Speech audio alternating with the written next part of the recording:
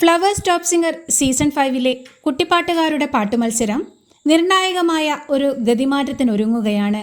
ആകാംക്ഷയും ആശങ്കകളുമൊക്കെയായി top singer പ്രേക്ഷകരെയും വിധികർത്താക്കളെയും മുൾമുനയിൽ നിർത്തുന്ന മത്സരപ്പയറ്റിൻ്റെ നിർണായക മുഹൂർത്തങ്ങളാണ് മത്സരവേദിയിൽ കാത്തിരിക്കുന്നത്. സംഗീതം ഹൃദയത്തിലേറ്റിയ ഒന്നിനോടൊന്ന് മികവുറ്റ 20 കുട്ടിപ്പാട്ടുകാരാണ് ഗാനവേദിയിൽ മത്സരിക്കുന്നത്. അവസാന വിധി നിർണയത്തിൻ്റെ തിരുമുറ്റത്തെത്തി നിൽക്കുമ്പോൾ പാട്ടുവേദി വീണ്ടും ഒരു എലിമിനേഷനിലേക്ക് കടക്കുകയാണ്.